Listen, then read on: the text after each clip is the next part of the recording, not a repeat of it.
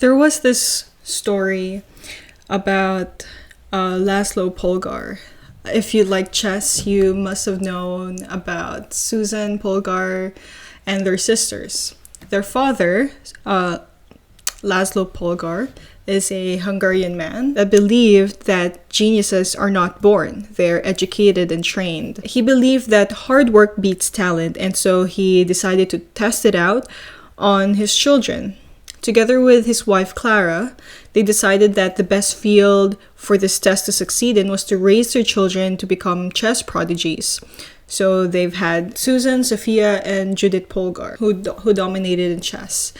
His test proved true. The reason behind their success was the constant training and thriving environment the kids were raised in. They grew up in a culture that prioritized chess above all else. They were praised and rewarded for playing, and they didn't think that their life was gruesome or difficult.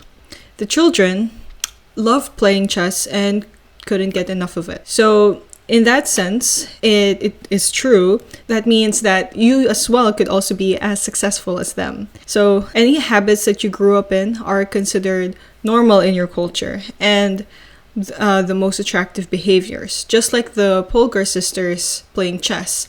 Any activity that you do that are being rewarded and praised for makes what you do attractive. So how do you become successful like them? Based on the book Atomic Habits, they listed 3 groups that can shape our habits: the close, the many, and the powerful.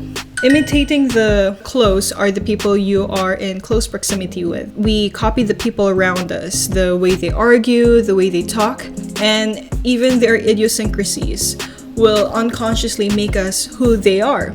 Because if you want to be them, you want to follow what they do. And usually it just happens naturally the more that you hang out with them. Which is also the reason why they say, tell me who your friends are and I'll tell you who you are. That's because any people that you mingle around with, or the people that are close to you, define you. And so let's take running, for example. If you want to be good at running, you have to surround yourself with people who do running, who run a lot, and those who enjoy the sport. So in turn, you yourself could enjoy the sport as well. So you imitate their habits, you talk to them, and you start hanging around in run clubs or joining marathons. One of the quotes that the book that talks about is, one of the most effective things you can do to build better habits is to join a culture where your desired behavior is the normal behavior. The second one is to imitate the many. This means that wherever you are in, any type of environment you're in, causes you to become part of that culture. There was an experiment conducted by a psychologist where he would show 2 cards. The first card would show a straight line, and then the other card would show 3 other straight lines with different measurements. Like you could see one is shorter than the other, one is longer than the first card. So he would ask the test which one is the same. So naturally, he would look at the 2 cards and say, oh, this letter A, B, or C is similar to the one that I've shown here. So he said, oh, C is the same thing as what's shown on the card. And so he asked other actors or other people to be in the room, and then they all said like, no, it's A. Oh, but obviously, as he can see in the card, it's like they're not in the same length. However, more and more people come into the room and say that no, it's all A or it's all B. The thing is that people have never said the right answer. And those people are actors just for this test. And the more that the psychologist talked about this experiment, the more that the person or the test says that, oh, maybe you're right. It is letter A that's like the more straight line. But obviously, in his heart, he knows that that's wrong. Why does he do this? The reason why the subject acted this way was because many people believed that the incorrect answer was the true answer, and so they go along with it. This is because when we are unsure how to act or what to do, we look at the group beside us and see what they're doing. We follow the crowd, we imitate. Humans evolved to be social, to be part of a tribe, to belong. So we follow the norm because it's easier to be accepted than it is to challenge what other people think.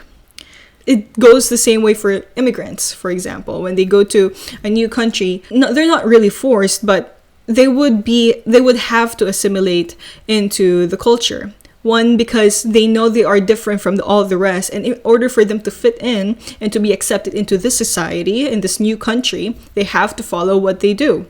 Most especially when they are, two cultures are complete opposite. They would have to learn about these things, but they know that even if it's not natural for them, they would have to change regardless. Lastly, imitate the powerful. Everyone wants to be successful. Everyone follows those who are celebrities, influencers, politicians, leaders, those with power, those with prestige or with status. We follow their ways because we desire to become them. We desire to have what they have. High status people enjoy the approval, the respect, and the praise of others. And so in turn, people who look at them say, like, I also want to have the respect, the praise, and the approval. So what we need to do is that, or what people do is that they find it attractive, and so they want to be them, and so they start acting like them. Whatever gets us, or whatever behavior gets us to have approval, respect, and praise, we want to do that. So that's why we are motivated to become them. So we always, people who want to be them always ask, what will others think of me?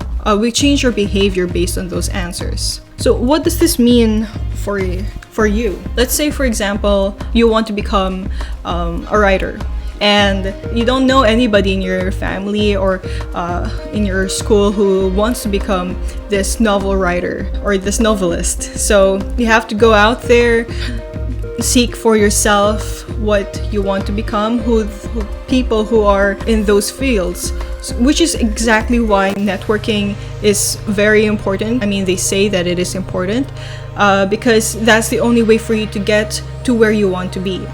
And it's very important to know what you want as well. So, because if you know what you want, it's easier for you to find those answers, which is with what they said, with the many, with the powerful, and with the close, with those who are in close proximity with. Always try to find that culture where the desired behavior is normal and you already have something in common with that group.